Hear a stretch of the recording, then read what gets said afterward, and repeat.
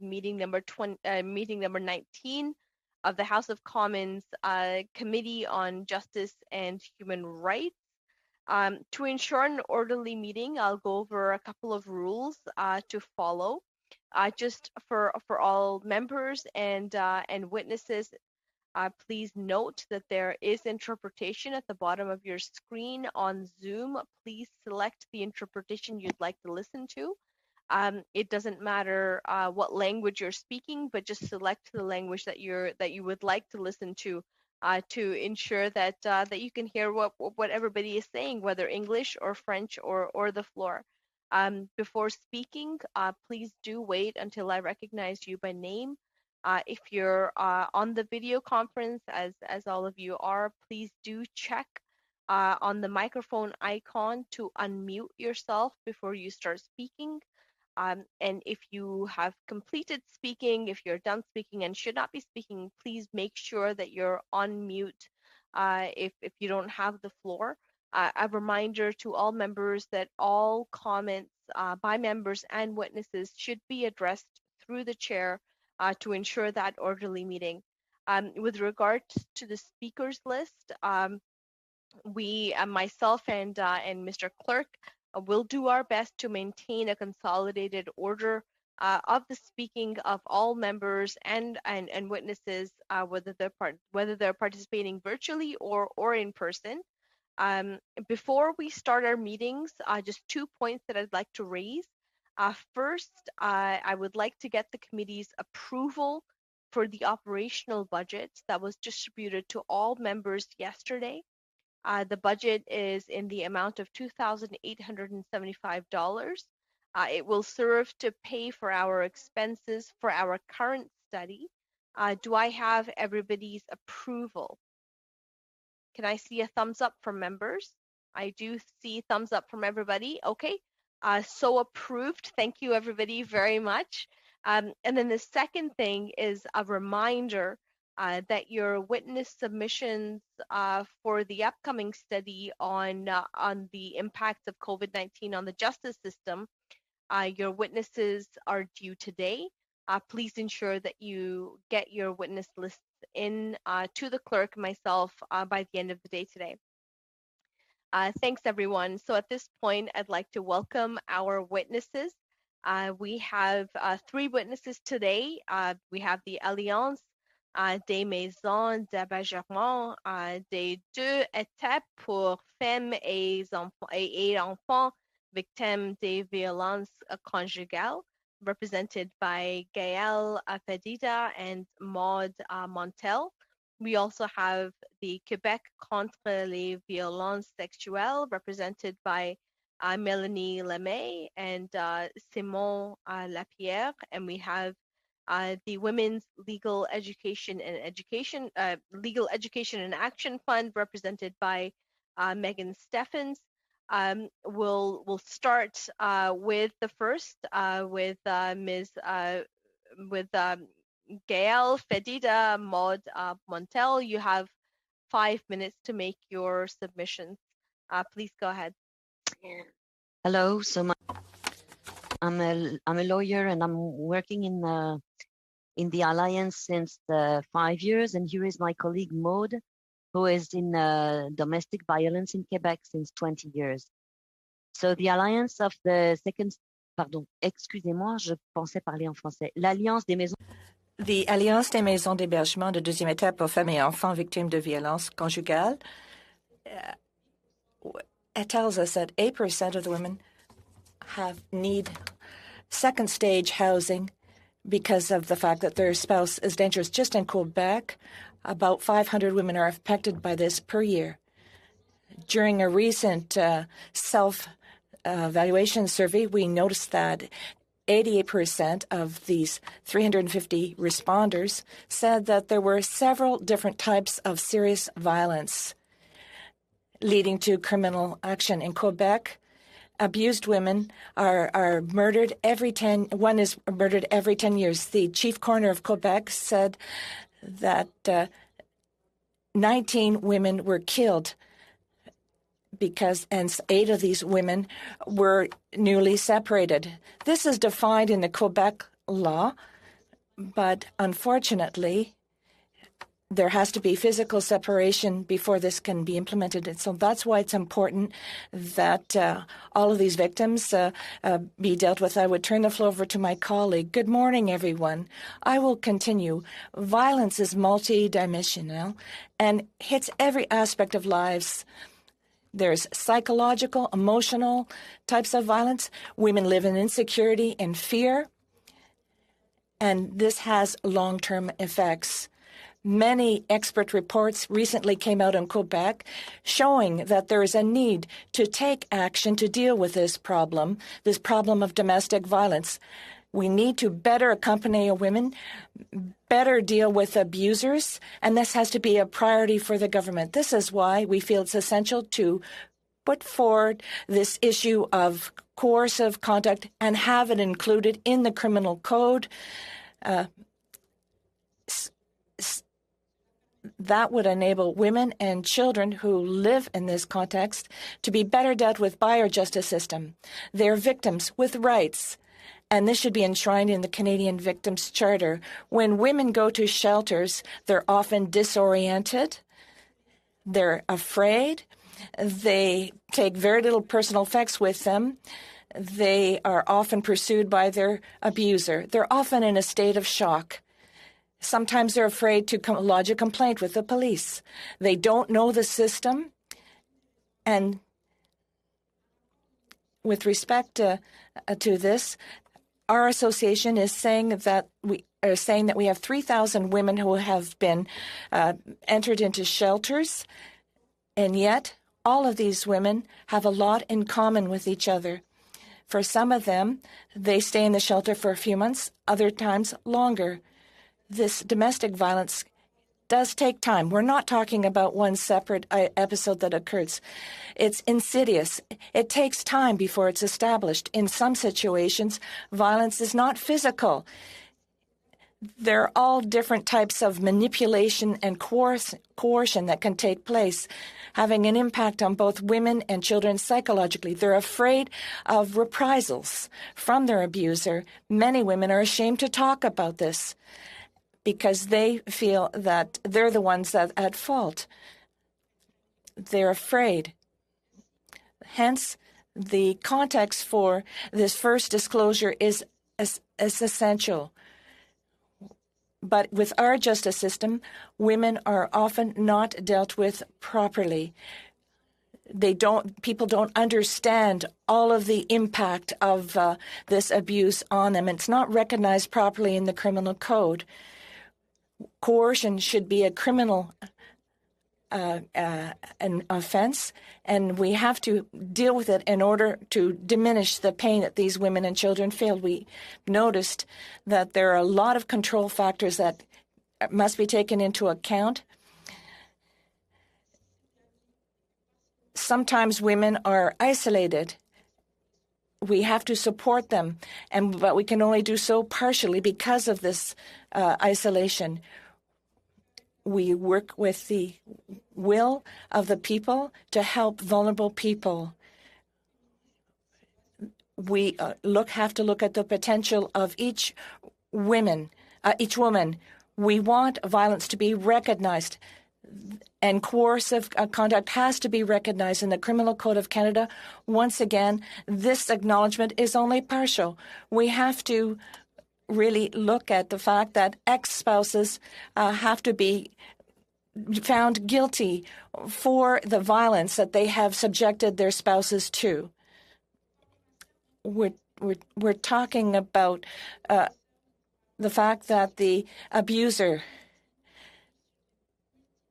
has to deal with the various levels of trauma that he or she has caused. It's unacceptable that here in Canada, a woman who is fleeing from her partner can be told by the authorities that her story is not adequate in order to lodge a complaint. But all of the elements of coercive conduct are there. As mentioned by Camardi in his report, which was presented to the Ombudsman Office,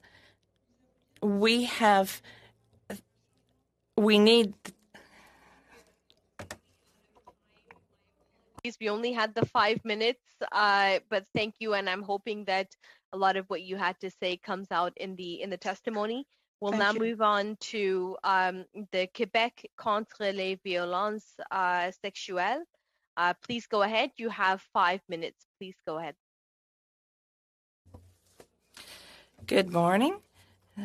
Good morning to everyone. My name is Melanie Lemay. I'm an art therapist, and I'm accompanied by I founded an organization with Ariane Italian and Kimberly Milan. Together, we managed to democratize the term rape culture in order to get the government of Quebec to deal with the whole issue in post-integrity institution.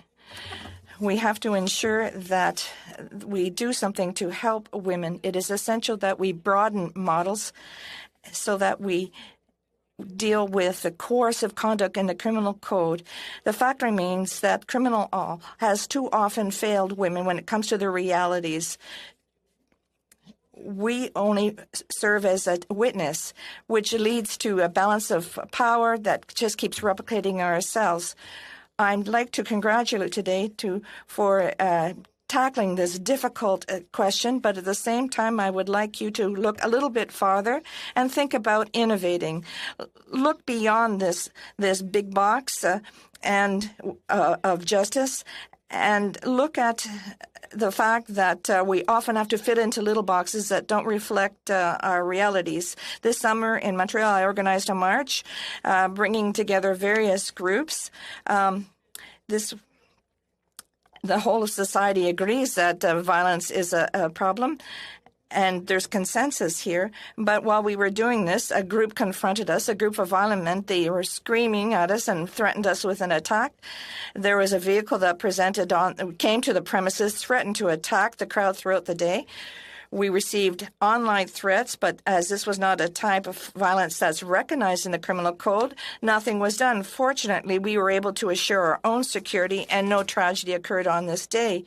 However, we were marked by the indifference of society with respect to the sacrifices that we have made and that we are constantly having to advocate for this cause today. I am talking to you, but there are thousands behind me, and tomorrow there'll be thousands more. I'm hoping, and I sincerely have the sincere wish, that this will be the beginning of a long dialogue based on best practices. And I am hoping that there will be, you will be able to do what was done in Quebec, where different political parties got together and published a report. Today, I'm accompanied by Simon Lapierre, professor at the social work faculty at the University of Ottawa, and he was part of this expert committee. And this committee went beyond partisanship. It was a model for other committees that follow. So we have to look at a system that's focusing on our rights and our needs in order to develop a real sense of justice. Perhaps we could even have a new form of law come out of this that's based on gender, that focuses on gender-based violence and based on the issues that have been well known to the First Nations and Black communities who have been giving a lot of thought to this issue today. So I would now like I'd now like to turn the floor over to my colleague to further the conversation. Thank you very much, and good morning, everyone. Indeed, over the past 20 years, we have conducted a lot of research on abused women and children, and it is now clear that the perpetrators of this abuse have strategies to keep control of their victims. Unfortunately, right now, these strategies are not really don't really tie into a specific crime under the criminal code. So it's that deprives these women and children of the protection that is needed. Controlling conduct makes it possible.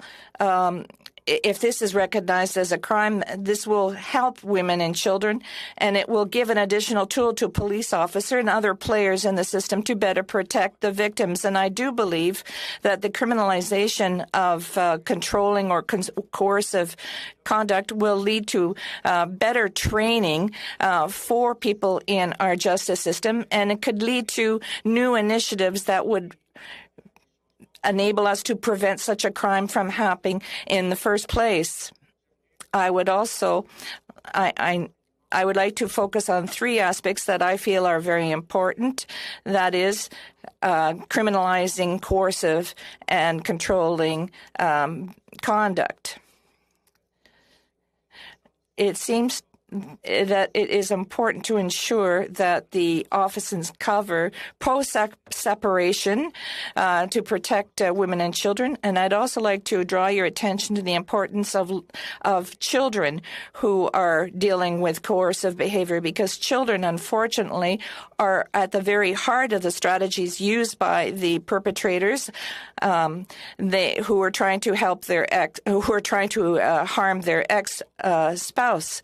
A lot of research has been done with children who are subject to a domestic abuse, and we can see that these children are very negatively impacted by this, and they are forced to live in a constant climate of tension. So I would like you to consider considering what was done elsewhere, where there are offenses for coercive crime or controlling conduct where they're considered when they target children, they're given more weight.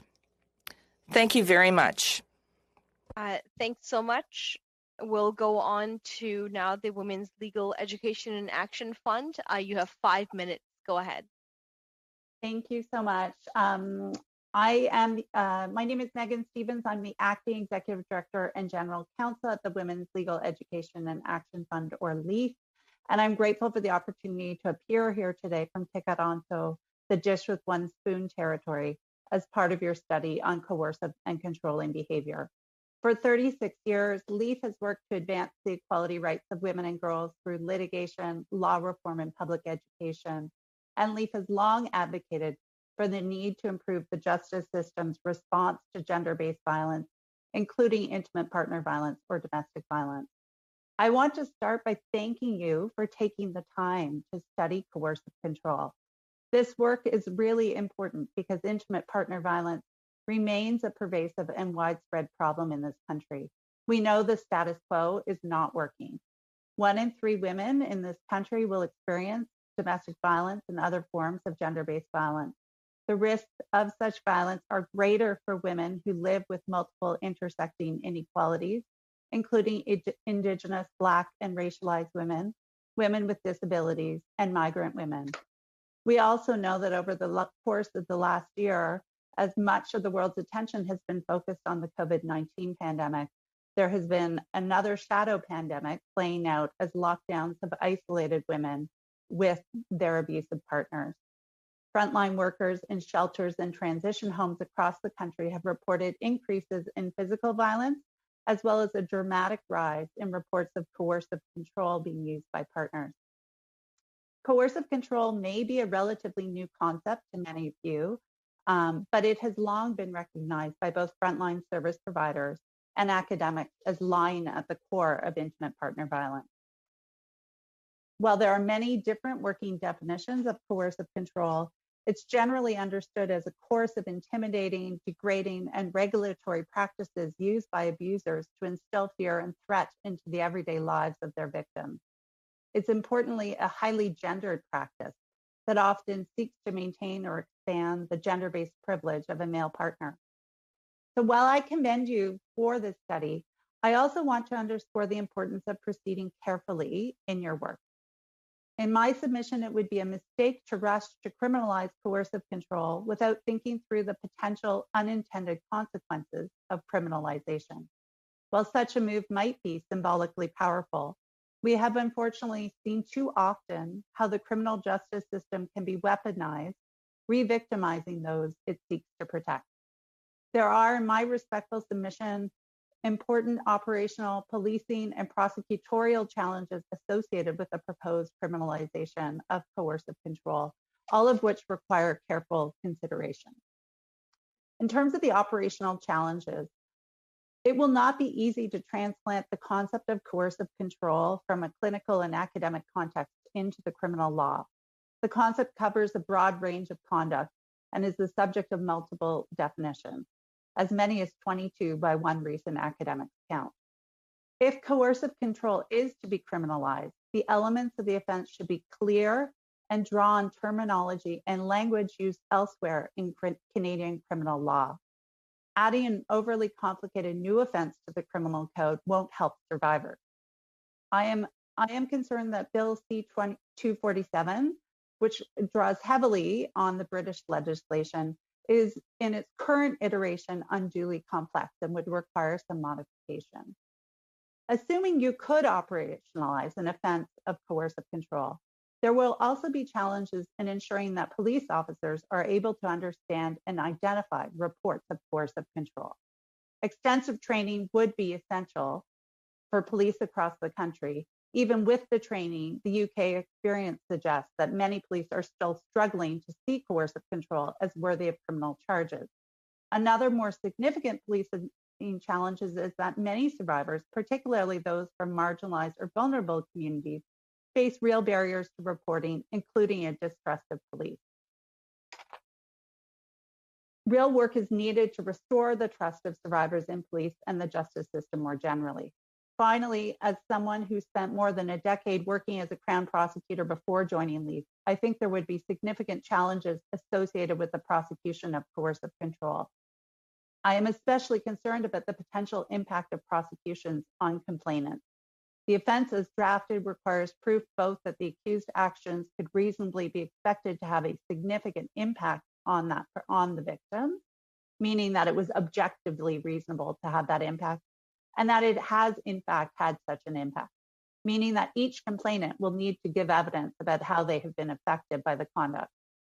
This could lead to the re-victimization of women as they navigate the criminal justice system, having to testify about their experiences, having their credibility impugned, and opening them up as well to invasive requests for access to their medical or therapeutic records to call into question whether and how they have in fact been impacted. Thank you. Okay.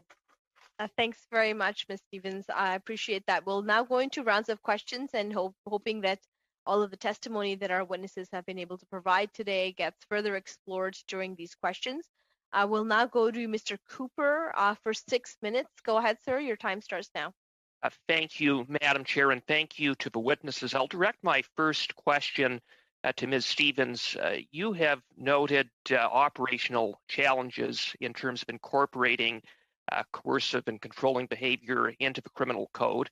You spoke of the English experience, and in England, we have seen the law now on the books for about 6 years, but relatively few charges and very few, well, not that great in terms of the number of convictions, which would perhaps speak to some of the operational challenges that you mentioned. Now, Mr. Garrison has tabled a bill, C-247, which you referenced. You said, in your view, it would be unduly complicated. You spoke of the fact that there could be amendments to the bill that could perhaps improve it. Could you perhaps elaborate on what could be done to perhaps strengthen this bill? Or really, is your broader point that we shouldn't be going down this road? Let me start by saying I think it's really important that you are looking into this because, as I said, the status quo is not working. But I don't think it's the kind of thing that can be pushed through without a lot of careful contemplation and thinking through some of these operational policing and prosecutorial challenges. I think one of the difficulties is that the criminal I think currently as drafted, there's a lot of good thinking in Bill C-247, but it's very much a British law. It is taken from the British context and doesn't necessarily use the same language that we see in the Canadian Criminal Code. I think that what's important about the idea of thinking about criminalizing this is that it is looking more broadly at sort of a course of conduct, not isolated incidents. Right now, the criminal justice system prosecutes specific isolated incidents and typically violent incidents. So I think, and that's not really how intimate partner violence or domestic violence happens. But there are other places in the criminal code where we currently already look at courses of conduct, conduct over time that happens in relation to people, the ability to exercise control over people. So if you look at criminal harassment, there's language there about repeatedly impacting someone. If you look at even the human trafficking provision or the procuring offense, they talk about exercising control, direction, or influence over someone. So what I think is important for it to be a Canadian law that will be understood and applied in the Canadian context is that we look to some of those other offenses and think about how the language there and the language from some other offenses that look more towards a course of conduct over time instead of necessarily an isolated incident. We think about how that might emerge. I think it also makes a lot of sense to think really concretely about this. I talked about the objective elements of proof that would be required for a prosecutor. It is going to be difficult to get people to understand and accept that something should be reasonably seen as having a significant impact on someone without proper training and education for people who do not experience that to understand what that means. And that is going to be essential for everyone in the justice system. You need it in your police officers so they can understand the reports and unpack what is meant by this course of conduct over time. You need it in your prosecutors to understand that they could have a reasonable prospect of conviction. And you're going to need judges to understand this as well, because this isn't necessarily something that is understood generally in the public discourse. And so it's going to be hard to operationalize this without having that knowledge and training to go along with it. And so I think those are some of the key considerations that I think need to go into this, and also thinking through how the requirement for subjectively having the complainant say, I was significantly impacted by this, how that that will play out in terms of potential re-victimization of witnesses, of complainants during the criminal justice process. We've seen that too often in the context of sexual assault prosecutions, and I think it's a real risk in this context as well.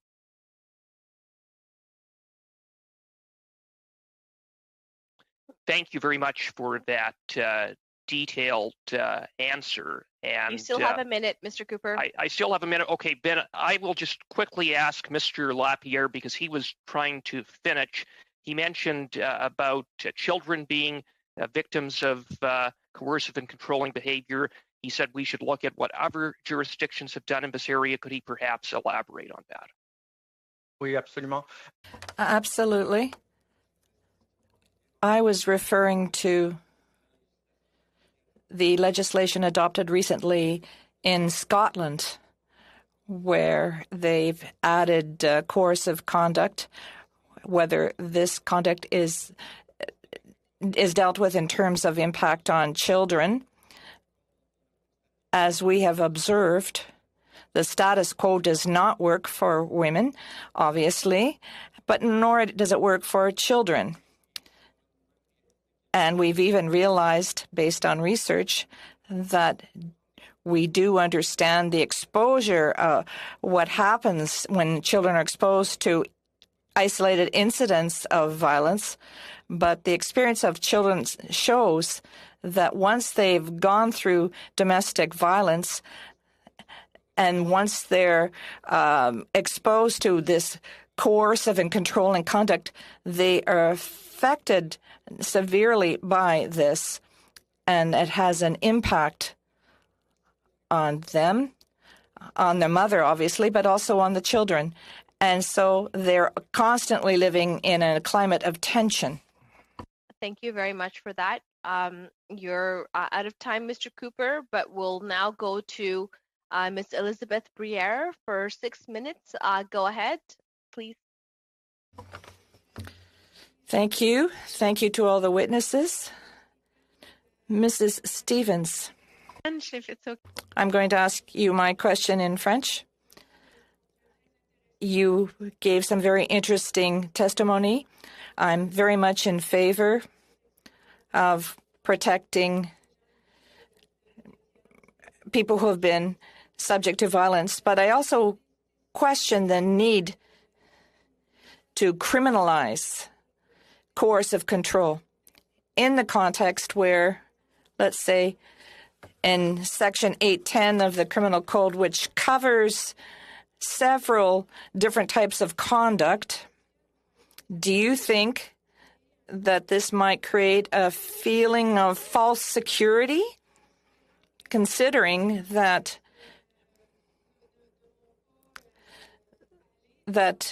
people are not going to go to court for reasons that Ms. Lemay listed, and perhaps we have to deal with education with respect to police officers and other interveners? Perhaps there's another solution we could use. Let me begin by saying I think I'm not sure that the 810 peace bonds are an effective. They're not a replacement for this, and I think those who work on the front lines in shelters, LEAF is not a women's shelter in that respect. I think they would tell you that their experiences, the 810 peace bonds, are not all that helpful, and that there is a gap. I think there are other criminal code offenses that could be charged that could cover some of this conduct. I think of criminal harassment. I think of uttering threats. But it's not happening. I know that criminal harassment charges would be are challenging to prove at the best of time, and I think would be particularly challenging in the context of an ongoing relationship where people are living together, uttering threats as well. But there are real challenges again with that. So I do think it's important to think about and I'm happy to see it on the agenda. I'm happy to see it as something being discussed, but it's why I'm sort of urging caution and not just rushing through and getting this done overnight. There is something powerfully symbolic about that, and I do acknowledge that. But I think I would suggest that there is currently work being done. As you'll know, the Department of Women and Gender Equality are working on a national action plan to end violence against women and gender-based violence. This, to me, is something that fits well with that work.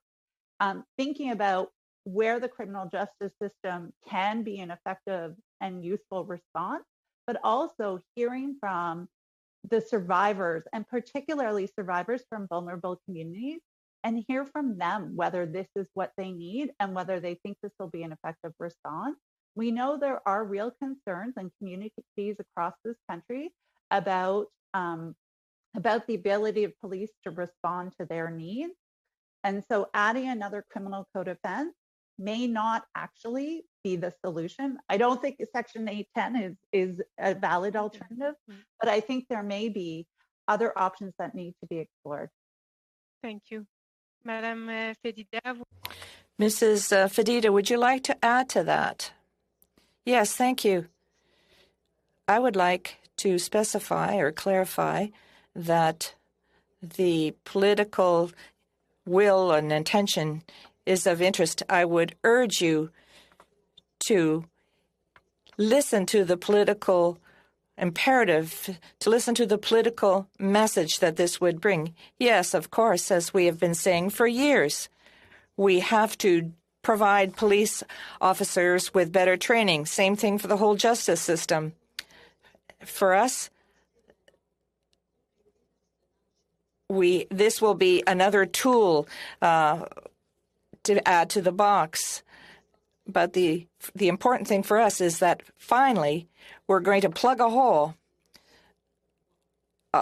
in the wall.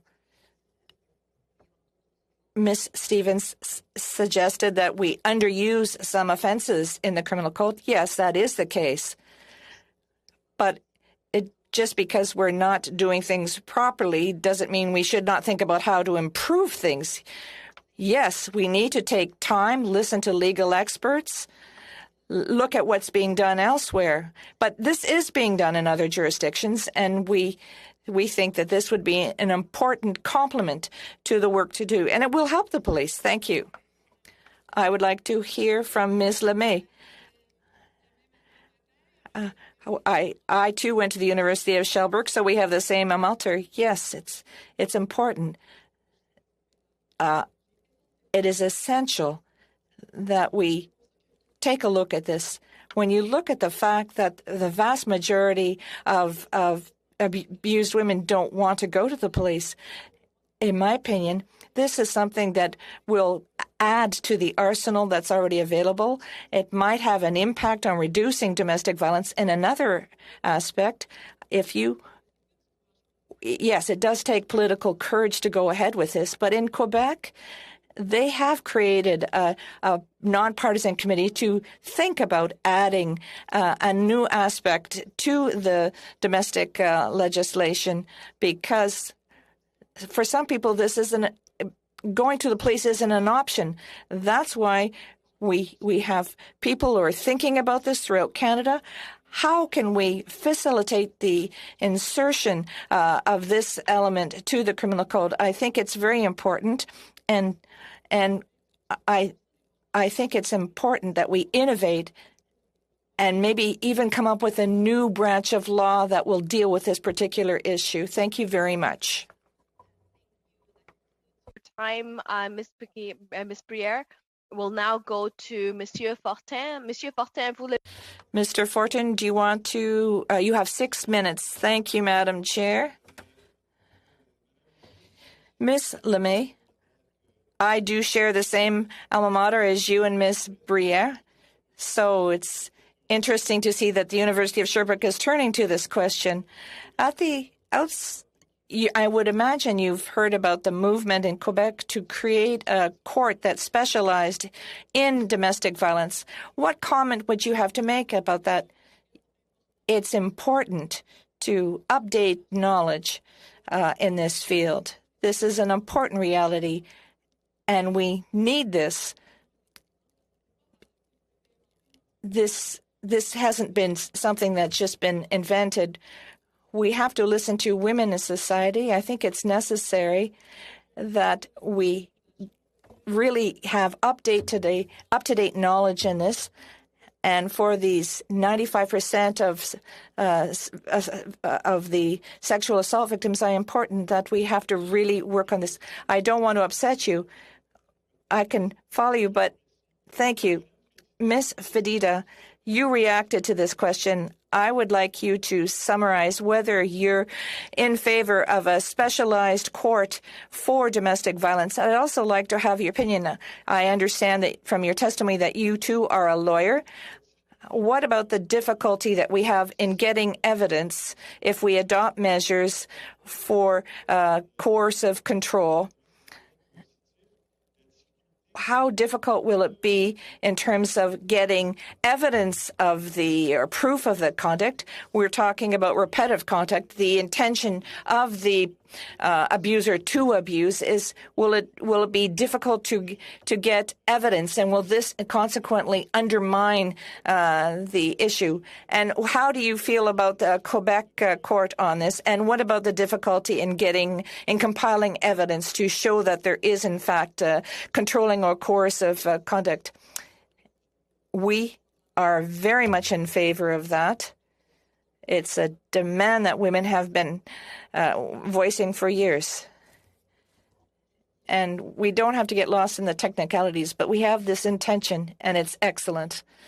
I think, as far as we're concerned, that this would be a huge gain. Now, as for the issue of evidence, today we can get evidence for one incident, 2 incidents. So it's the definition of coercive conduct that we will find a solution, because we're talking about ongoing behavior here. However, we're going to have to take a look at the context of all of the evidence. We're going to have to look at presumption. We have to look at the text. Take a look at the texts that have been sent, all that type of thing. But harassment is something that's already a criminal offense. Yes, it is, but harassment is very, very general in terms. But what about harassment against children? What about domestic violence? This whole comprehensive climate. We're talking about harassment as a system. But how can you differentiate between harassment, which is a criminal offense, and harassment in terms of controlling or coercive conduct? What's the difference? In one case, you have an offense, and in the other case, you have a series of incidents that illustrate controlling or coercive conduct. It's everything that surrounds the conduct. It's taking control over the victim's life. Maybe Maude would like to add to that. Go ahead, Maude. Who's Maude? Sorry. Madame Pontel. Yes, pardon me. What we see more and more is that there is a lot of research done. Police officers are compiling extensive reports, and that will enable the police officers to see what's happening, to look at the various aspects, look at all the incidents that have occurred. The problem is that when the evidence is compiled for the Crown, it's difficult for them to take a look at all of the factors that need to be considered. So we have to really look at the difference between criminal offenses and coercive conduct and change the paradigm. We need a paradigm shift. We have to have a new way of looking at what this is, what's involved there. I apologize, Mrs. Pontel. Don't you think that could be a danger here? We might be creating an offense that's similar to another offense that already exists. No, I don't see that this is the same thing.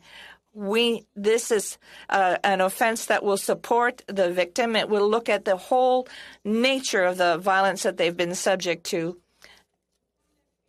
Sometimes women are prevented from leaving. We work with women who have been hurt very badly. We work with these women who are afraid of everything. I do understand. I'm just asking you these questions so I can get a better handle on the issue. Thank you very much, Madam Chair. Monsieur Fortin, I appreciate that. We'll now go to Mr. Garrison for 6 minutes. Go ahead, sir. Thank you very much, Madam Chair. And thank you to all the witnesses for being with us today on this very important study. I listened carefully to the witnesses. I think we've heard 5 voices here today, 4 saying that we should add an offense of coercive and controlling behavior to the criminal code, and 1 qualified yes. So my question, I'm going to start with Ms. Stevens, but I want to ask all witnesses sort of the same question. I think we do understand on the Justice Committee that women facing violence often have difficulties in the prosecution and court system that lead to re-victimization and to threats from those who had already harmed them. And I'll start with Ms. Stevens. Would this be any different for an offense of coercive and controlling behavior than for all those other offenses where women already find difficulties in the court system and with the police?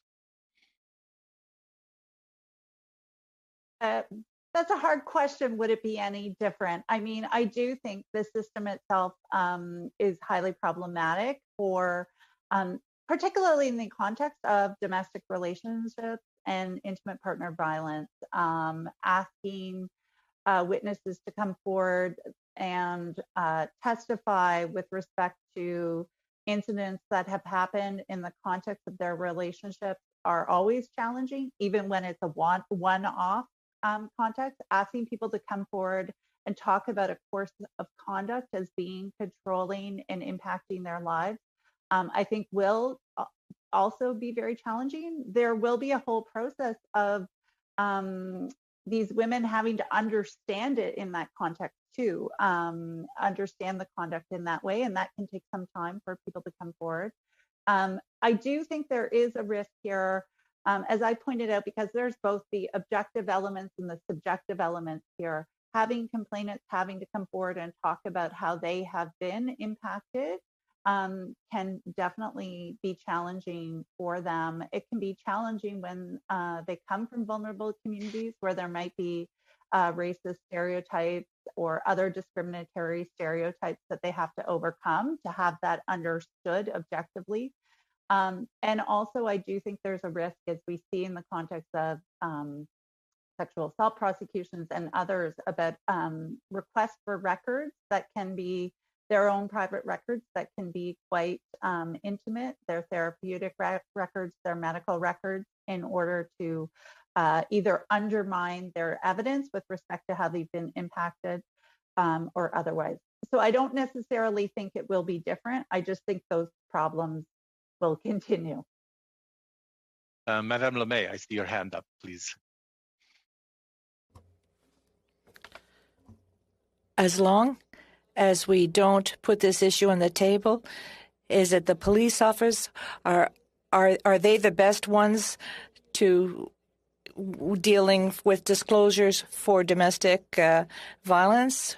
We have to, as far as I'm concerned, whether we're dealing with offenses already in the criminal code, the whole criminal process needs to be relooked at. And the question is, in my opinion, it's not the fact that we're going to simply improve the criminal code and perhaps deal with coercive control or conduct. That's not going to be the danger. Be the big improvement. It's going to be changing the whole system and looking at the whole thing in its entirety. Madame Patel or Madame Fedida, do you wish to add? What's important is that it takes a great deal of courage for women to file a complaint if they are initially welcomed by someone who understands what they're going through. They have the courage to go ahead. The biggest fear for women who testify and when they reveal what's happened is they fear not being believed. So police training is essential. The whole judicial system needs to be trained.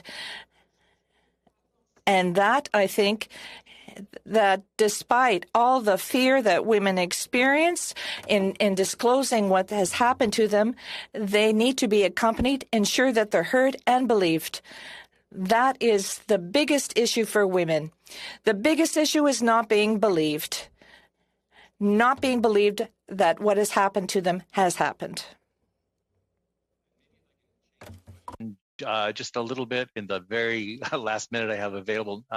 Madame Fedida, there have been some reference to there being other ways to get at this problem. Do you think that there are other ways that we could address coercive control of behavior than by adding it to the criminal code? This is very promising. This expert report in Quebec is very promising. For us, it's the way that the victim is going to be able taken into account, because the bottom line is that today, unfortunately, the civil and criminal law has got a line between it, and we're recommending women. We're often telling women not to talk about criminal assault in criminal investigation because they're afraid for their children, other things. So it's always the issue of being able to hear the women, to hear their experience, and to name it, and to earlier, we talked about Section 810. It's not just 810. There's 811 as well. And we can see the practice there. Very much. I appreciate that. We finished our first round of questions, and I see that we have 7 minutes left on the clock. Do I have consensus from committee members to allow each representative from each party to ask one question each as we approach the hour? I'll take it with a thumbs up. I see thumbs up from everyone. Awesome. We'll start with Mr. Lewis. Go ahead, sir. One question. I'd ask that you keep it brief so we can get through everyone. Okay. Thank you, Madam Chair, very much. I promise you I'll keep it brief, but I do have to say 3 things, and I'll say them very quick. First of all, Ms. Stevens, thank you for bringing up human trafficking today. That was I'm very glad that that discussion came forward. My riding is right beside the Detroit-Windsor Tunnel and Bridge, and we are unfortunately very much a human trafficking corridor. So thank you for that. Mademoiselle Lemay, I had a question for you. I'm not going to ask the question, but I do want to say you said a word that really sparked my interest, innovation. And that's the kind of thinking that we need going forward. Madam Chair, through you to Monsieur Lapierre, apologize if I didn't pronounce the last name correctly. Sir, with regard to children, I know you've kind of been cut off twice, so however much time Madam Chair will give you, I would just love to hear a little tiny bit more with regard to children, how that affects them. Thank you, Madam Chair. Thank you, Mr. Lewis. As succinctly as possible, Mr. Lapierre. What we have to understand is we talked about a paradigm shift. We also need a paradigm shift to understand the reality of children who are living through domestic abuse. We have to understand that children who live with domestic violence are children who are victims. And why are they victim? Even when they're not perhaps present in the house or in the room where the violent acts have taken place, it's because they're exposed to the controlling and coercive conduct on a daily basis. And these children live in a very tense climate. They're afraid. They feel like they're walking on eggs. And so it's not just exposure to the acts themselves, it's exposure to this tense climate that they experience on a daily basis, and that has a short-term and long-term effect. So we have to find out how we can best meet their needs. Thank you very much. Appreciate that. We'll go to Mr. Virani. Please go ahead, sir. Thank you very much to everyone. It's been a really engaging conversation. And one comment and then one question, Madam Chair. So the comment is that Ms. Illingworth's letter to the minister actually called for a task force comprised of experts to look at this more closely about the design of an offence. And I gather from what I'm hearing today that seems to be where there is some consensus, and that should involve victims groups, women's groups, not just sort of people in the justice system, for example. Happy belated birthday to Ms. Stevens, who I know personally, and I'm going to direct my questions to her. Ms. Stevens, just a double-barreled question. Could you talk a bit about the coercive and controlling behavior from the perspective of what we're seeing with text messages as raised by Ms. Fedida and things like online control? And secondly, the use and involvement of firearms, whether those are legal or illegal firearms in terms of coercive and controlling behavior when men are controlling women. Thank you. Sure. I think the ever-changing use of technology in the context of intimate partner violence is something that should definitely be on everyone's radar. And any criminal code offense that would be enacted to cover coercive conduct, I would think that would be a key part. Again, wearing my former prosecutor hat, not just my lead hat. That kind of evidence is definitely going to be the kind of evidence you're going to want to be able to have here. It's not just the text messages, it's installing software on your partner's phones so that you can track them. The ways in which technology makes us be able to come together in meetings like this from across the country is great. It also has an incredibly pernicious impact on those who want to get away from their partners and cannot. So I think it's a core part of this. And I think, there have been moves, obviously, to criminalize things such as the non-consensual distribution of intimate images. Those prosecutions don't happen that frequently either. Those charges don't get laid that frequently. But that's all part of controlling and holding people under your thumb so that they cannot emerge into the world. So thank you very much for that. We'll now go to Monsieur Fortin. Please go ahead. Your previous colleagues have gone for under 2 minutes. I hope you'll keep to that standard. Go ahead, sir. Thank you. Merci, Madame. Thank you, Madam Chair. Mr. Lapierre, I'd like to hear you discuss children. I understood what you were saying. So these children see the violence, but they're the victims of this violence. For example, the mother who is abused by coercive conduct, and as a result, can't look after her children as well as she would like to. As a result, in those situations, I understand that both the father and the mother, regardless of who's the victim, they're not able to properly raise their children.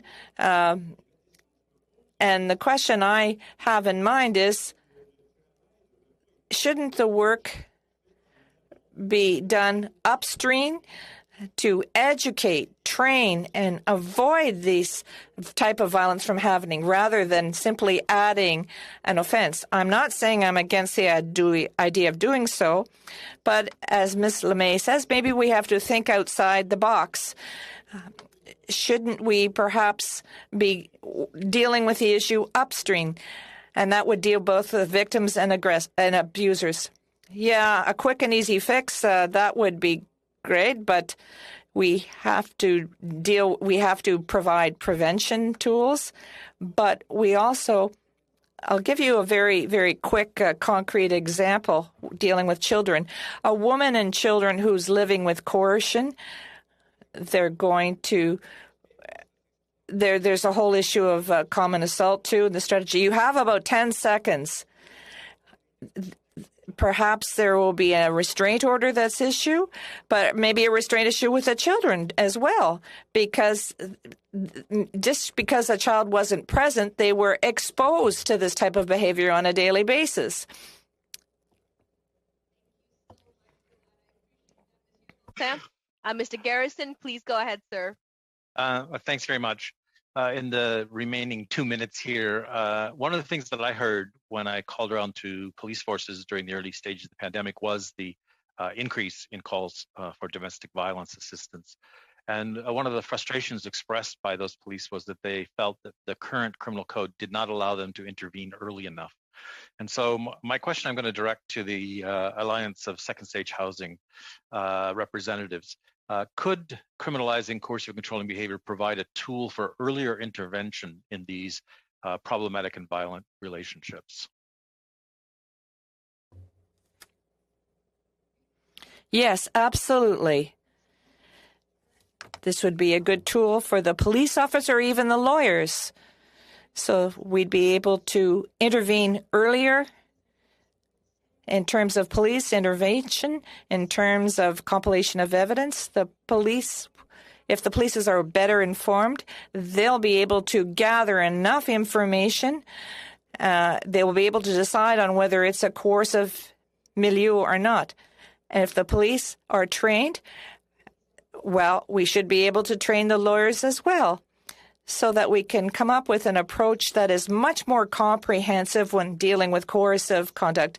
And if there's a civil court and a criminal court, we're supporting this to enable both the civil court and the criminal courts to talk to each other and deal with coercive conduct. So this is a technique or a tool that will be able to use to improve the situation. So we think this is very relevant for the police services. Again to the witnesses. Thank you very much. And just before I let our witnesses go, one thing that has come to my attention is the link between violence towards pets and animals living within the home to violence towards significant others and intimate partners, as well as children. If any of you have any comments to give to that, can you please make submissions in writing to our committee? Given that we're kind of running out of time here, we would definitely like to hear your feedback on that link and how we can continue to address that in whatever recommendations we put forward as a committee. And on that, I'll say thank you to each and every one of you for your contributions, for your submissions today, and I'll look forward to continuing to engage with you on this very important topic. Thank you, everyone. I'll suspend the meeting as we let in our next panel of witnesses. Thanks, everyone.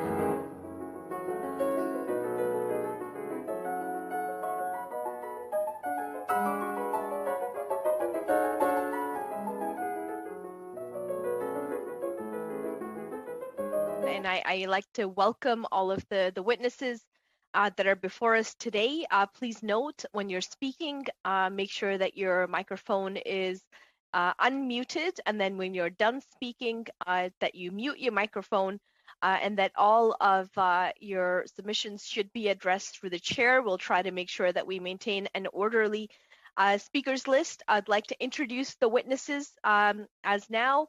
We have Kamal Dhillon, who's an author appearing as an individual on this topic. We have the London Abused Women's Centre, represented by Megan Walker, here also to make submissions, and then the Sussex Vale Transition House, represented by Julie Matthews, also to make submissions. Each of you will have 5 minutes each for your submissions. We'll start with Ms. Dhillon. Please go ahead. Thank you. Thank you for your kind invitation, Chair, for me to speak. Today, I will be referring to the victim as she and the abuser as he. Now, how many times have we heard the word spoken to us? If it was that bad, why didn't you just leave?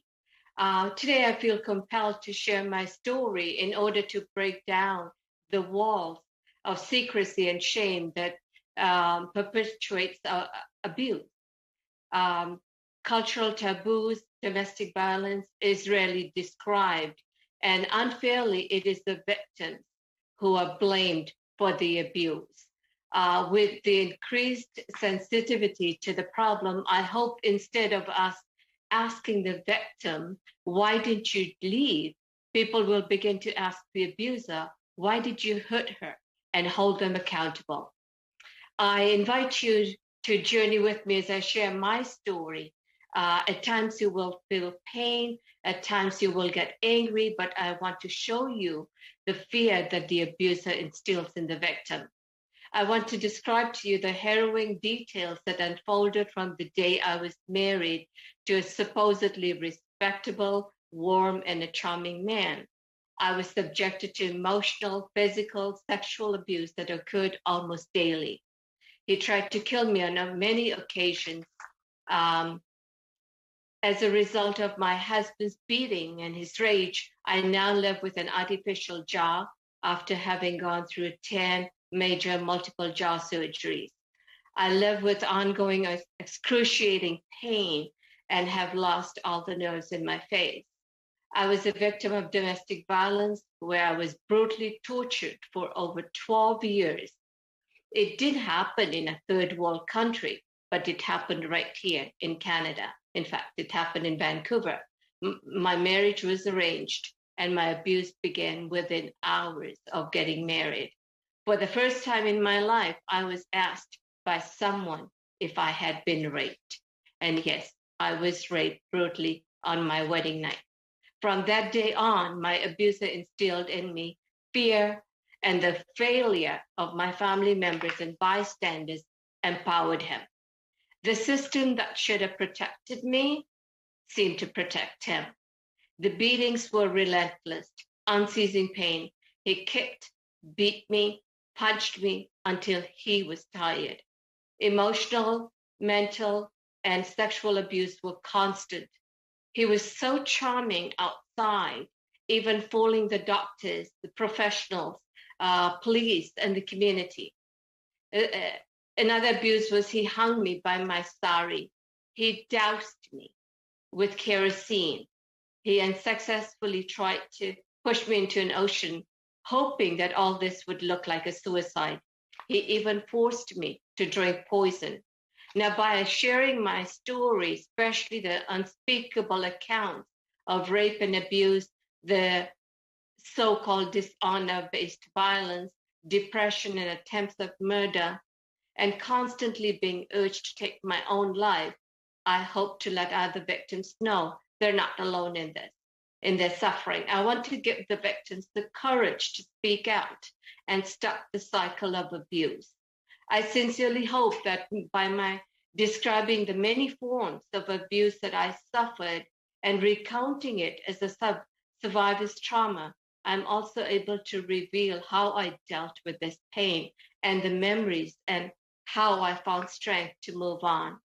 My 4 children were so terrified of him that they tried to hide under the bed, making a secret bed, and covering their heads with pillows so that they couldn't see the abuse.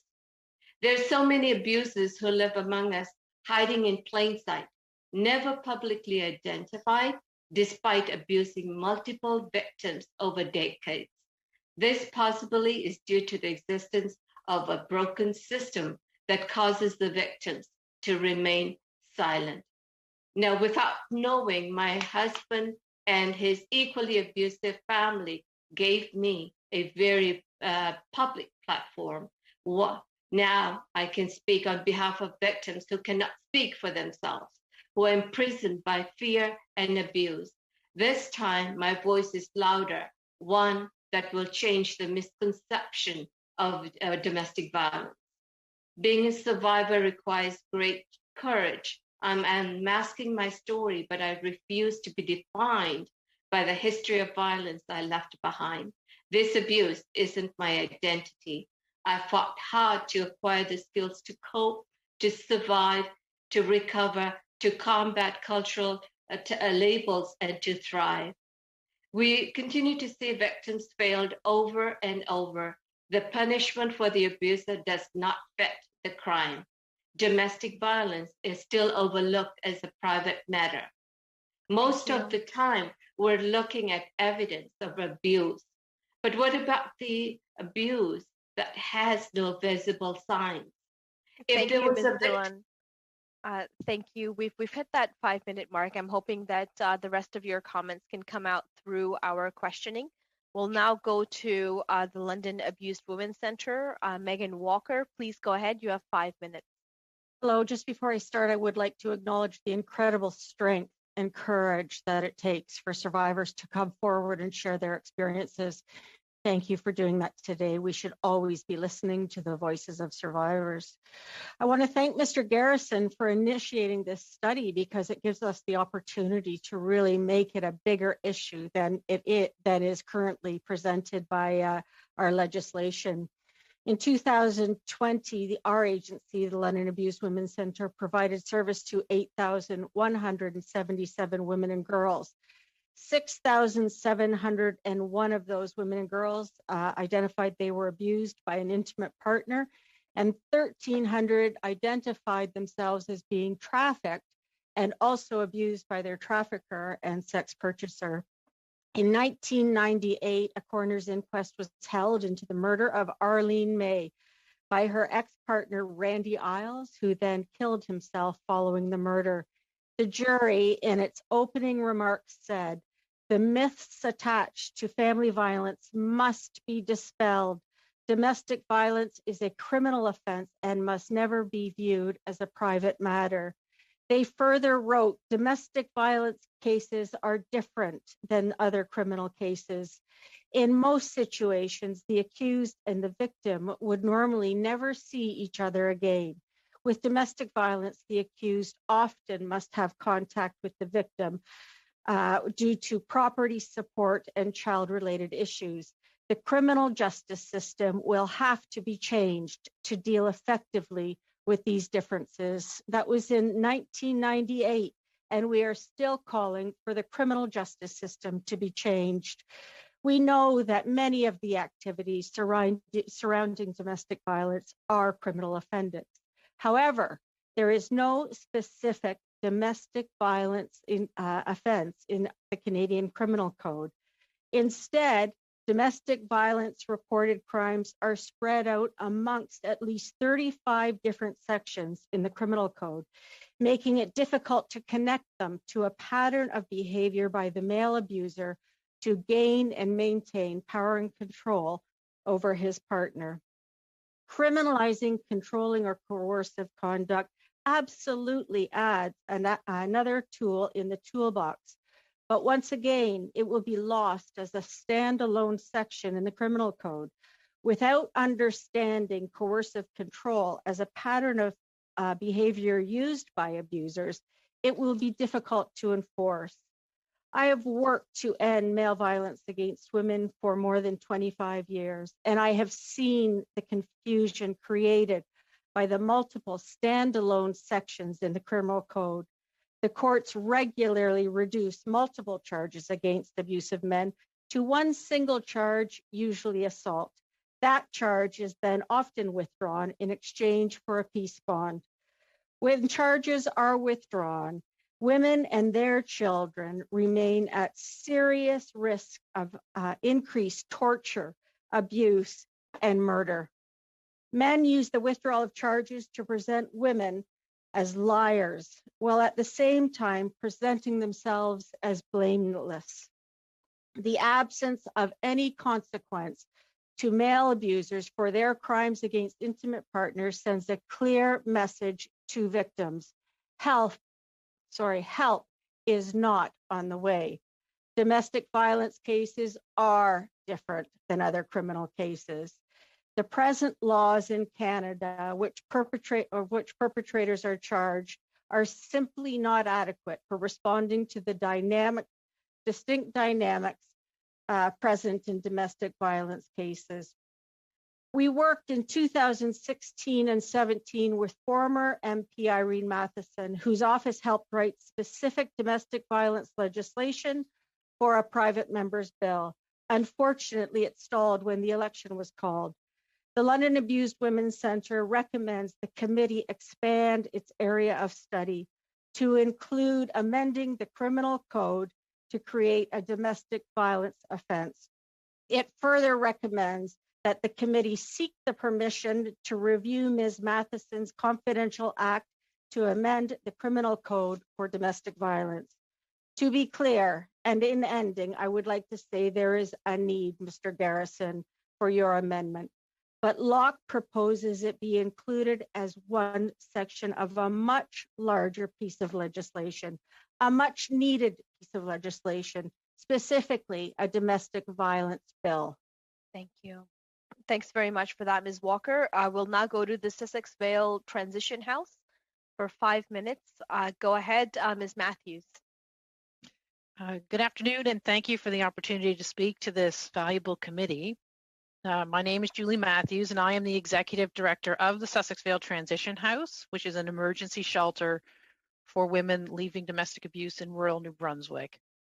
It is encouraging to me as a worker in the domestic violence field to see this motion to add controlling or coercive conduct within intimate relationships to the criminal code. Domestic abuse is a pervasive, life-threatening crime affecting people in all our communities, regardless of gender, age, sexual orientation, race, ethnicity, religion, social standing, or immigration status. Domestic violence takes many forms: physical, emotional, economic, stalking and harassment, spiritual, and sexual violence. Controlling and coercive behavior may include threats of harm to the victim's children, pets, including large farm animals, other family members, and threats of suicide if she leaves or does something undesired by the abuser or refuses to comply with the abuser's demands. The abuser owning guns or keeping guns in the household not only increase the risk of homicide, they can be used as psychological tools to control or coerce behavior simply because they are present. And this circumstance may be even more likely in rural areas with higher volumes of hunters within the population. Also, withholding or controlling finances or bank accounts or stealing the victim's income, continuously sending unwanted communications, forcing or withholding the practice of religion. In 2020, almost 25% of our clients here reported suffering either physical or sexual abuse, while more than 75% of our clients reported emotional, financial, or psychological abuse, all of which fall under controlling or coercive behavior. And these results are very similar to our 2019 statistics. While we know the current pandemic has seen a sharp increase in demand for services, our rural transition house has seen a decrease in both support calls and total days of care provided when comparing statistics from 2019 to 2020. Except for the one service that did see an increase was assisting clients completing emergency intervention orders. Victims living in rural areas may also have limited access to transportation. If she were not permitted to have a driver's license, for example, or has no access to a car, living outside of the town makes it extremely difficult to leave the home on her own. Being in isolation at home with one's abusive partner with a mandated order to stay at home exponentially increases the difficulty and danger in attempting to access any help due to the abuser's monitoring of devices such as phones or computers and not allowing the victim to leave the home.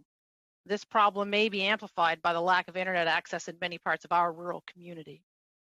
Living in a rural area where everyone knows everyone else makes it difficult for a victim to find a safe place to stay where the abuser can't find her. But safe housing is only the first step to a person living with domestic violence in order to get out of that situation. She needs to regain self-confidence to be able to be financially independent, find permanent housing, which is a great challenge for someone in ideal circumstances, never mind a difficult one like this, and start anew, still knowing that an abusive partner may be living and working in the same town where she is, and it's just the beginning of her journey. Adding controlling or coercive behavior to the criminal code could greatly decrease the suffering of hundreds of thousands of domestic abuse victims. It has been identified by a well-known expert in the domestic violence field, Lundy Bancroft. The impetus to change from abusers' controlling behavior is always extrinsic and rarely occurs when it is self-motivated. Additionally, he notes if the legal system does not hold the abuser accountable, he will escalate to more serious violations under the assumption that the system does not mean what it says. This bill could potentially result in actual impactful consequences for offenders, resulting hopefully in their improved and changed behavior patterns. It could give police and RCMP members tools to intervene more effectively and empower victims of abuse to reach out for help with the knowledge that help can actually be given.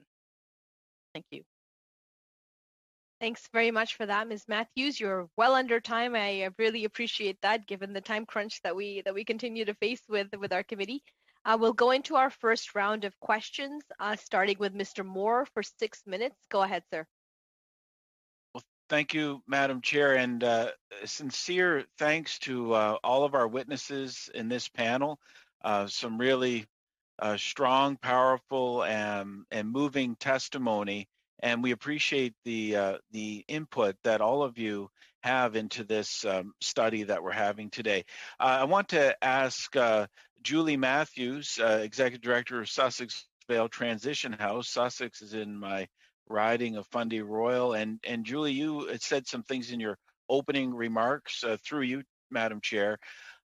Different challenges faced. You know, Canada is a big, diverse country with urban and rural communities, and representing a rural region. I'd like some more comments from you on some of the things we should be particularly attuned to when it comes to domestic violence situations in rural areas. One of the things you mentioned that really struck out at me was everyone knows everyone else, and that hadn't come up yet on our committee study, but that's so true in many small towns and villages. Everyone knows everybody. So could you make some further commentary on that? And thank you for all the work that you're doing in our community. Yes, thank you. I can answer that with pleasure. Here with our town being small, as you know that it is, Rob, it can be as difficult as even using a taxi service, for example. We have one or two here in our town, and it's happened that one of our clients knows the taxi driver, who knows the abuser, who, you know, it's difficult just to move around the community without somebody seeing you and communicating with others. And it's something that we run into with getting to work, or, you know, providing childcare to the children. It's not very hard for someone to find you. And so we find a lot of people who may be living in our community might not want to actually stay in our community due to that. However, this is where all the support is. If it's where your family is, you don't want to go away from that.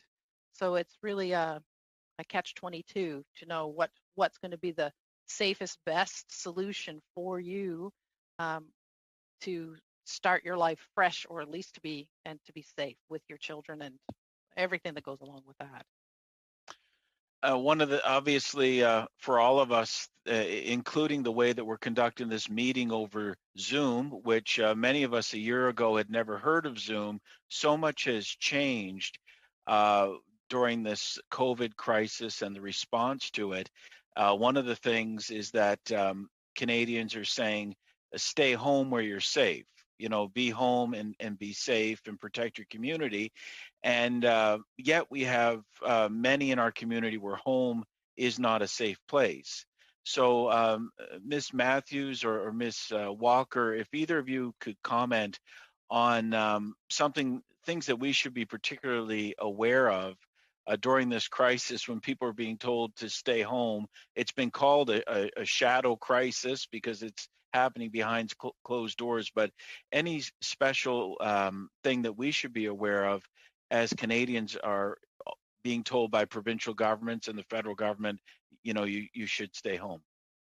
I'd like to just say something about that. We know that a woman's home is the most dangerous place for her, and that 1 in 3 women is abused in this country, and that every 6 days a woman is murdered by her partner. These are the lives of women we are talking about. And yes, they are currently isolated in their homes where they are exposed to ongoing and relentless tactics utilized by their partner to continue to control them. That sometimes may mean killing animals in the home. Sometimes it may mean killing her. And so we need to understand that this is a crisis in this country. It's a crisis globally. And Mr. Garrison has opened the gates now for us to do something truly meaningful to save women's lives. And that's why we need to recognize that male violence against women is a pandemic. And we need to make sure that we have proper legislation that is named domestic violence legislation, or another name that indicates what is actually happening in the lives of these women, where all of the sections can be added into that area. I don't think people really understand that we're not talking about men that are out of control. We're talking about abusers who are very much in control. They don't just all of a sudden explode and abuse and assault the grocery store clerk. They wait until they're home, and they wait and utilize the tactics from a power and control wheel to make sure that women are pieces of property and are there to obey. And if they do not obey and he loses control over that woman, he will shift his tactics, and ultimately she is at risk of being murdered. And all the while this is happening right now during COVID, we have children home from school that are exposed to this high level of violence in their homes every single day. Their anxiety would be through the roof. So this is a very difficult time in the lives of women and children. Thank you very much for that. Mr. Moore, that concludes your 6 minutes. We'll go on to Mr. Kellaway. Go ahead, sir. You have 6 minutes. Thank you, Madam Chair, and hello to my colleagues, and thank you so much for the witnesses today. For coming here, for your opening statements, and for the work you do, the advocacy that you show every day. I'm very, very humbled to be here today. Most of my questions, if not all my questions, I will direct to a fellow Maritimer, Ms. Matthews. As you know, Ms. Matthews, through the chair to you, in the height of the first wave of this pandemic, and after a tragic incident in my home province of Nova Scotia, our government implemented a firearms ban. I'm wondering if you could speak to how this ban will benefit those you work with. And I'm thinking, Ms. Matthews, along the lines of the use of guns to coerce and whatnot. Thank you. Well, firearms ban would be such a powerful way to help victims of abuse, because we know that just the ownership of a firearm, even if it's not in the home, significantly increases that person's risk of homicide when we do a danger assessment. And so we know that removing that power from the abuser would significantly, save her from harm. I'm not sure what further I can say to that. Guns are dangerous. Guns are dangerous, and a lot of people have them. It's easy to get access to it. And I mentioned about how there's a lot of hunting around. Not everybody is dangerous with a gun, but there certainly should be some good controls around who has access to them or not. I appreciate that, Ms. Matthews, very much. I'll stay with you, as I mentioned in my opening remarks. What do you think could be done by the government to improve the delivery of domestic violence services and information during the pandemic? I know there's been investment in this area, but what more could be done to build on the investment or look at new investment that would help you and others in the services that you provide? I think that, we could really use a lot more funding, honestly. Yeah. Not to make everything about money, but it's, I really feel that we're significantly underfunded, to have $13 an hour pay for our staff it's I'm kind of in a crisis currently, just to have staff to man our particular facility. Yes. And so we seek to supplement that. So increased funding would make a big difference in order to be able to properly train, properly have our facilities have the services available. I mean, we in the Maritimes were generally small towns anyway. We have a few larger cities. However, we see here in my local area, we are limited to the resources that we're able to offer. Mental health supports, family court waiting times are long. So if there would be something the government could do to speed up the process, even that women are waiting on to get into the family court, it could be 3 months that they're waiting to access services there. The emergency intervention orders have been a wonderful, wonderful addition. However, we've found just in the short time that they've been in effect that sometimes the adjudicating officers don't seem to perhaps understand the significance of the dangers that the women are in and they're denied. They're not granted any sort of, it's happened that it's because they've come to stay at the transition house that the officer deems them in a safe place, and so they don't need to have any sort of other order or protection granted to them, which has been terribly frustrating and difficult, and disheartening for the women who are just receiving a message once again that there's not really any help for them, and feel that much more trapped and in danger, and then it's not encouraging to try to do that again, to reach out for help. So that's what I would speak to for that. I hope that answers your question. It does. As someone who's worked in the not-for-profit world on a whole host of issues, there is a lot to be said for the amount that individuals get paid, the faith and the trust we put in organizations like yours that do amazing work, but do so, and I'm guessing, and I don't want to put words in your mouth, but on a budget that would be probably considered a shoestring budget. And to me, everything that you said rings true to me, working in the social services sector. My third question is, we talk about the challenges resulting from COVID-19 for women shelters, and I do want you to unpack that a bit, but also, what are the opportunities, Ms. Matthews, resulting from the COVID-19 pandemic for women shelters and other resources dedicated to assisting domestic violence victims across the country? So as a result of COVID-19 and perhaps practices that you've had to either develop or modify, or do you see anything that could enrich as a result of some changes that you've made? I'm just very curious in terms of when we hit a crisis situation like we have, oftentimes there's significant challenges, as we all know, but what kind of social innovation measures that you've put in place that you could share with us. You're way over your time, Mr. Kellaway. My sincerest Okay, apologies. I'll have to email you. Yes. Thank you. And if Thank you you. can provide a written submission to that question, we'd really appreciate that.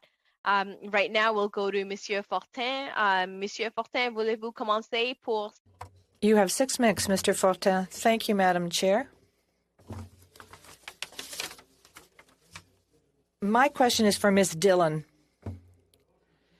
I was moved by your testimony. I think personal experience like that is atrocious. I listened to you. I try to think of my sister or my daughter being in that situation. I found it very disturbing.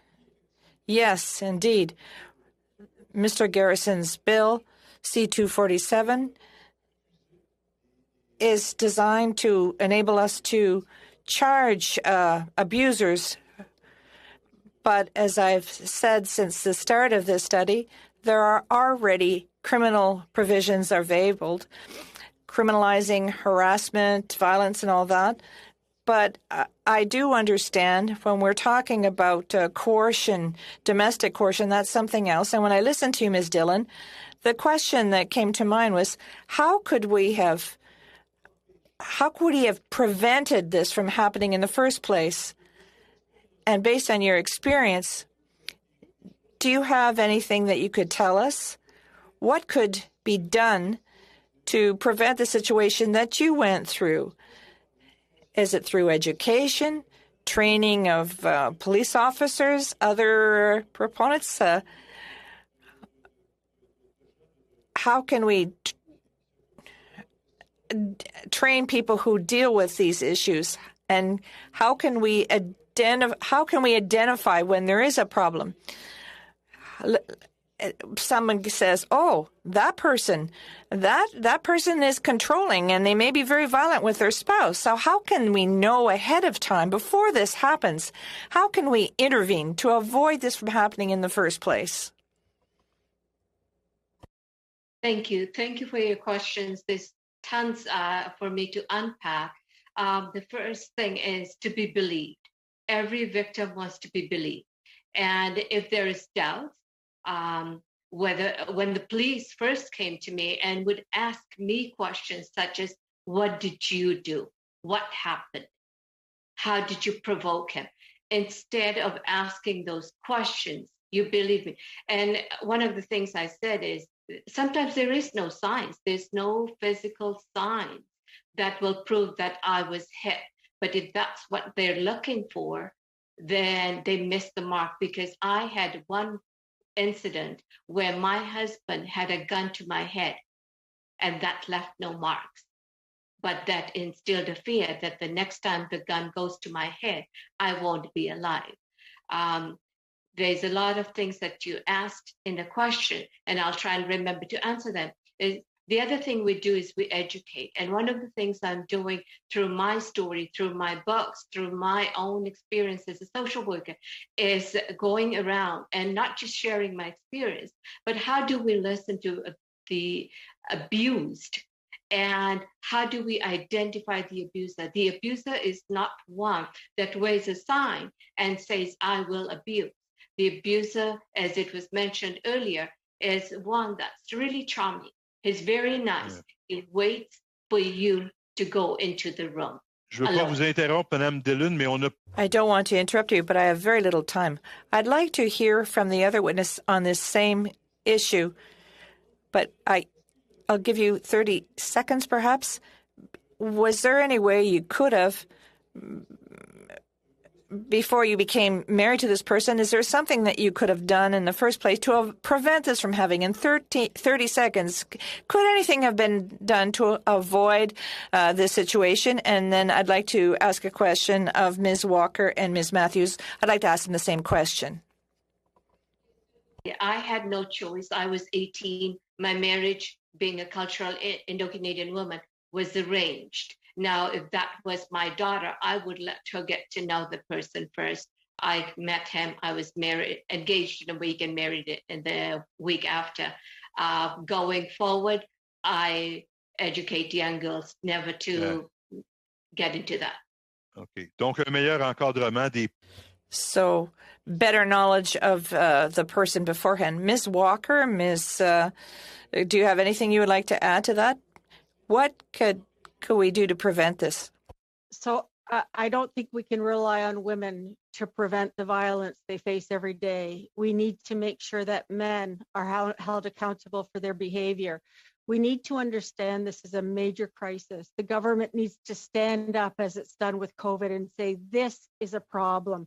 We are going to make sure we provide the resources needed to ensure all women have immediate access to service, all men have access to service, that they need to learn what it's like to value women if they can value themselves. And we need to have legislation. It's so important that recognizes... Je vous remercie, Madame Walker. Thank you, Ms. Walker. I'm sorry, I'm being impolite, but I don't have very much time. Ms. Matthews, on the same question, is there something we could do to prevent this from occurring in the first place? I agree with the other two ladies who have spoken. There are red flags. Yes, education is a big part of it, to recognize what is an unhealthy relationship, who is acting in an abusive way, but also, men in particular need to call out other men when they're saying something inappropriate. You don't make sexist jokes, you don't laugh and make it okay to behave or say the things that you do, because everything just builds. Thank you. Merci beaucoup. Thank you very much, Monsieur Fortin. We'll now go to Mr. Garrison for 6 minutes. Go ahead, sir. Thank you very much, Madam Chair. And I want to thank the witnesses for appearing today, and in particular, Ms. Dillon. It takes incredible courage to come and tell a story like yours. And we wouldn't be in these hearings if women who were victims of domestic violence did not speak out, had not spoken out over the years. And I also want to thank the two representatives of First Line service providers, because your organizations with incredibly few resources have helped amplify those voices and make sure they're heard. So my goal in this study was to make sure not only that we hear the voices, that we listen to the voices, and that we also act. And so I'm going to ask a kind of provocative question to Ms. Walker. I know she won't mind that. You've talked about a domestic violence provision in the criminal code, which is a large measure that would, I think, take some time to figure out and enact. And so is there a danger in setting aside adding coercive and controlling behavior to the criminal code while we wait for something larger? In other words, is the perfect the enemy of a good tool in this case? So I think the reverse. I think if we don't stop and invest in changing the criminal code, which actually is not that difficult, you start with a code named Ending Male Violence Against Women, or whatever you choose. You shift the 35 plus sections under that funnel, and we would add exactly what you were asking for, coercive control there. I again reference, and you of all people, Mr. Garrison, will be able to access this through Irene Matheson. She wrote a bill which was absolutely extraordinary, which we circulated very extensively and had complete support. It's not difficult to do. The difficulty we have right now in adding coercive control is that the existing legislations that we have, the sections of the law, are not enforced. And when they are enforced or somebody is charged, the reliance is upon the victim to testify for a conviction. And we need to get away from that. And we need to get away from the courts saying, listen, we've got so many cases here. We're going to reduce yours to one offense, plead guilty, get a peace bond, and out the door you go. So their danger for me is is stopping what needs to be done, which is a broad-based legislation. Thank you for that answer. Ms. Matthews, I want to ask you a similar kind of question. Whether you think at this point adding coercive controlling behavior to criminal code would provide a useful tool, recognizing that we need other things. Well, let me just preface by saying I'm not an expert at what's going to be the best thing for the criminal code, the changes in it, but it certainly is a gap, I think, a huge gap, because the coercive and controlling behavior is such a huge piece of abuse, really, and it's unseen. It's difficult to prove because, like Ms. Dillon said, doesn't leave a mark if doesn't have physical evidence like that. I mean, there can be. There's so many ways that I think that this would be a great addition to the criminal code, because but it would really need to be something that would be followed through on. I think that the understanding of the judges and for the police to be able to know how to properly implement things what they can do or not do, because we know that if an abuser's not going to if there's not any significant consequence, then they're not going to change what they're doing. There's not any reason why they would. Maybe staying with Ms. Matthews, can I just ask, from your work with victims of domestic violence or intimate partner violence, what kind of things do victims need to make better use of the protections of the court system or the police? What kind of things would be most effective? I'm not quite sure I understand your question. Well, there's a reluctance of victims quite often to approach the system because of what happens to them in the system. So are there supports or things that we could do to facilitate using those protections that are available? Well, I think that there's a great fear from victims that they're going to lose their children if they even bring it up. So that to have reinforcement as to the security that they would have and the safety that they would have of their children, that's a big stopper for women even coming to shelters, because Child Protective Services have to be informed and they're afraid that their children are just going to be taken from them. So there's a lot of misinformation there. So I think that and actually having legal aid easily accessible would be a great help to them. And with very little time, Ms. Walker, I know you'd like to chime in on the same question. Well, I think the most important thing we can do is understand there's a link between the family court and the criminal court. And my concern about coercive behavior is that so often judges are blaming women for being the ones that are coercive. Women are often blamed. They're losing their children through the courts. They are actually at high risk because the courts are releasing men, withdrawing their charges. So, to add bits and pieces again does not help women overall. You've opened the gates. You've added something that we can all support. What I'm saying to you, though, is we need it to be supported under the umbrella of something bigger. Thank you. Thank you. Thank you very much, Mr. Garrison.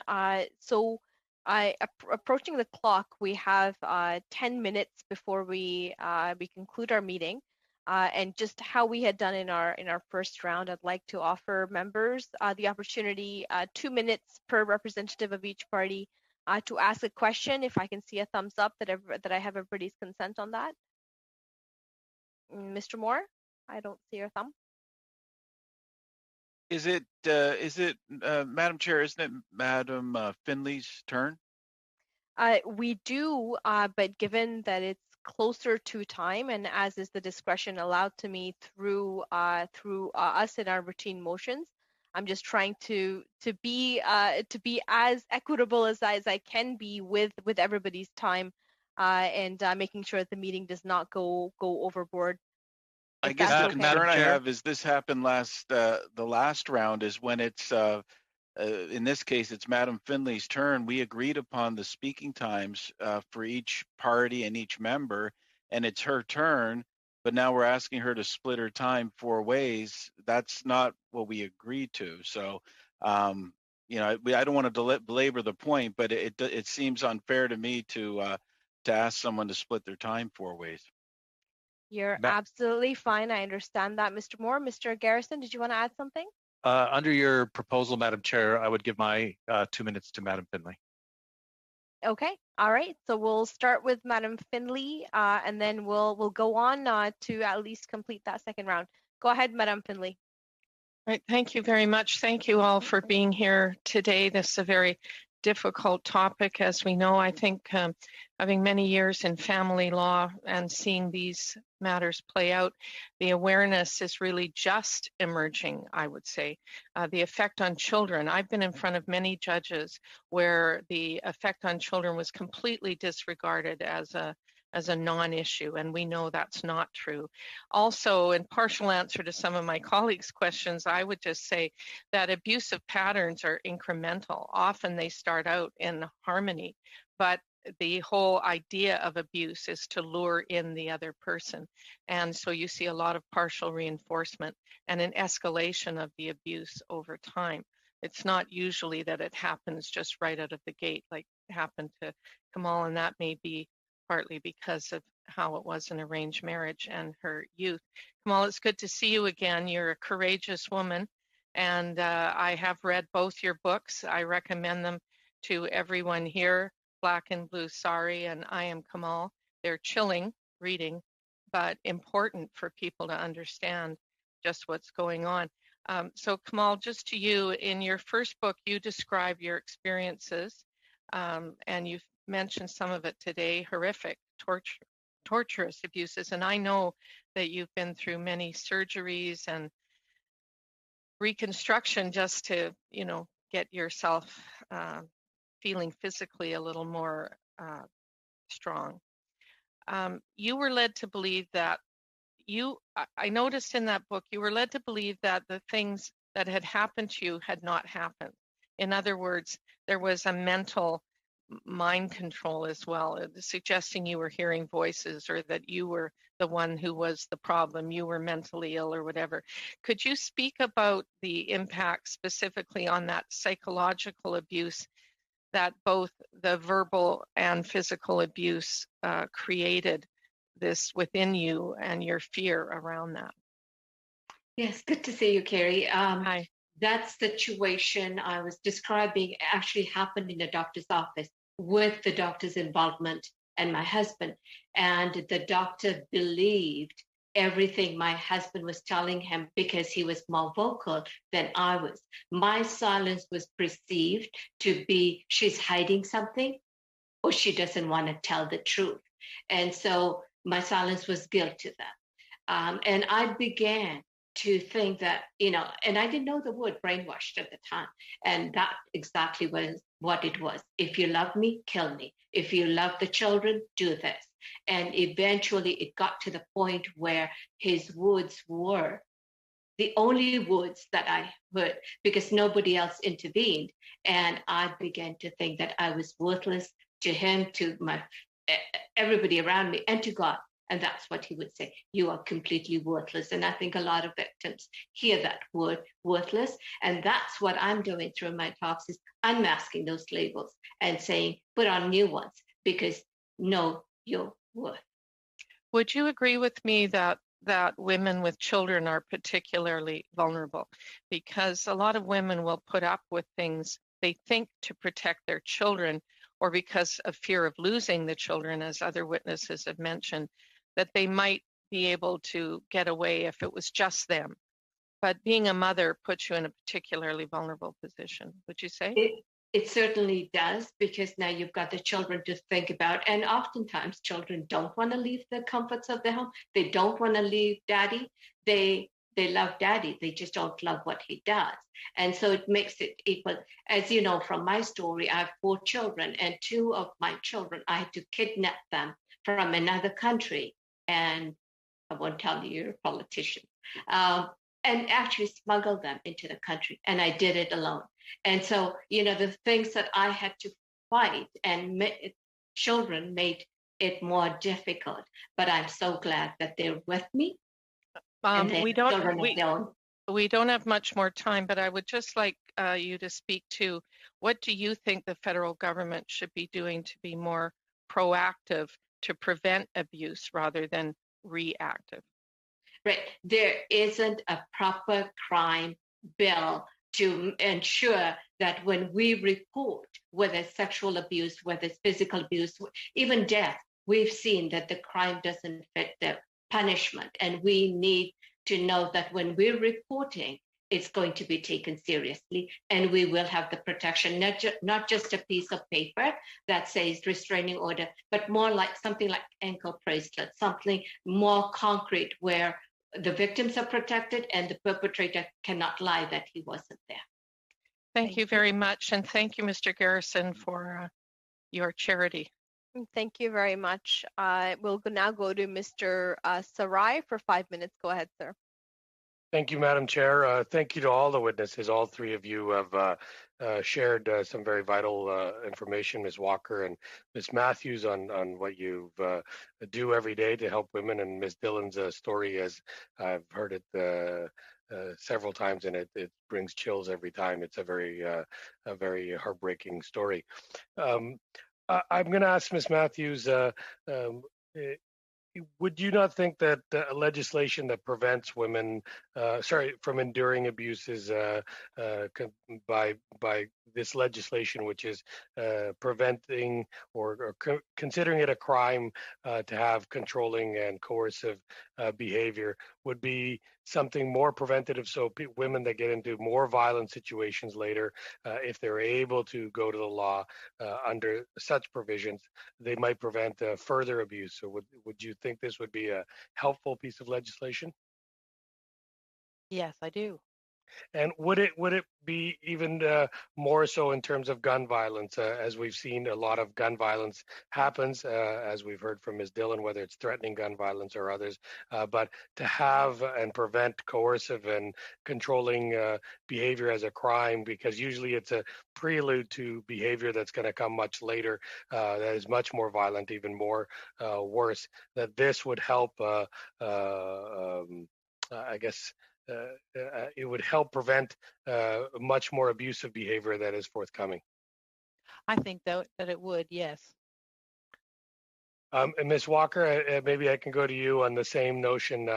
I know you've asked for a broader group of legislation, and you've also asked about enforcement. And I've done a little bit of work in criminal and family law, mostly assisting my colleague, and not done it myself. But one of the problems is enforcement, and it varies province to province, and how much funding and how much resources Crown and the police force agencies have. But do you think this legislation would be preventative for further, more egregious violence that might come? I think we need to remember that this is good legislation because we know that abuse against women is a pattern of behavior. But on the flip side, that's what may make it very difficult to enforce, because it's not a single incident. It's a pattern of behavior that repeats itself over time. And it also, this legislation would require exclusively on the woman's testimony or the woman's input to see this through to a charge and perhaps ultimately a conviction. But I also want to just reiterate again that I think we need to load the toolbox with as many tools as are at our disposal to ensure that when it's time to charge or time to help a woman, we can dig deep and get those tools to help. Thank you. Ms. Dillon, in your situation, it obviously started immediately, so there wasn't even time for such behavior as you've indicated. But in a lot of women, you've probably studied this a lot, you do this in your social work. Do you think this would be a preventative legislation so women don't get into that more severe levels of abuse when the pattern and coercive behavior can be identified early? Definitely, we need to intervene. We need more education. We need ongoing education as little as, I'd say school level. One of the things we have heard is whatever I learned in kindergarten, and even in homes. And I look at our spiritual places, our temples, churches. These are places also that can facilitate workshops such as this, so that people that bring in their mindset and their cultural values need to be educated here what the laws are, so that when they're bringing up their boys and girls in two different ways, we are actually able to show them the proper way to bring up the children and to show them respect. Respect begins at home. And sure, I'll pass my time over to the next witness. I won't have enough time to ask and hear the response. Thank you. Thanks very much, Mr. Sarai. We'll go now to Monsieur Fortin for 2.5 minutes, sir. Go ahead. Yes, Thank you, Madam Chair. Mrs. Dillon. Ms. Dillon, I believe it was Ms. Matthews who was saying that C-247 would be an additional tool to fight against domestic violence. But we already do have some provisions. In your testimony, you said that you were threatened by your spouse with a firearm. If anything had happened, you could die from that. He struck you. You were kidnapped by your spouse. All of that. These all constitute crimes. Assault, violence, threats, kidnapping. This is already contained in the criminal code. So my question is, how do you think that creating another offense on domestic violence will change things? How would it have changed your situation if there had been a section pertaining to domestic violence? Do you think that the situation would have occurred all the same? Thank you for your question. I think if I would have been believed, even when I showed the police the gun, my husband sweet talked them. I wasn't a credible witness. They told me that I was very hyper. I think I don't know what the new laws would be, but I think whether it's new laws, whether it's old laws, you have to start taking victims seriously. Okay. We stop reporting abuse because we're never taken seriously. We're not believed. So to be believed. Je comprends. Je m'excuse, Madame Delune, encore. I'm sorry. I don't want to be impolite, but I only have 30 seconds remaining. In your opinion, you would agree that all men are not violent. I think you would agree with that. I don't think I'm one. But how is it that someone like your spouse had this behavior? Do you have an idea of why this occurred? Can you put your finger on what triggered him to be like that? Yes, he kept getting away with it. He was more believable than I was. And yes, abuse isn't just against women. There are very good men out there, and there are male victims as well. Thank you. Thank you very much for that. Merci, Madame Dillon. Merci, Monsieur Fortin. Thank you, Mr. Fortin. At the end of our round of questions, so thank you very, very much to the witnesses. I really appreciate your honesty, your candor, and your passion in how you've delivered your remarks today. Ms. Dillon, thank you so very much for sharing your personal story. I think all of us did not have a dry eye as we heard all of the impact and all that you faced during this. So thank you very, very much. I really appreciate that. I just have very quickly something to address with the members before we adjourn for the day. Members, just as we go into the conclusion of this study and the beginning of our next study, I just wanted to advise you the 23rd of February, after we've concluded all of our witnesses for this meeting, will be draft instructions for committee members to give to analysts on this specific report. And then on the second hour, we'll start our COVID and the justice system report. And we will continue to speak about some of the challenges we're having as we're going through that first hour. And I'll just like to remind all members that your witnesses for the COVID and the justice system delays study are due by the end of today. As I've said in the past number of meetings, just want to make sure that everybody gets their witnesses in, so we're able to give our witnesses enough notice to prepare before they come to committee meetings. And with that, I thank all members for running a very, very efficient meeting, and to all of our witnesses for everything that you've contributed. Thank you all very much. Meeting adjourned.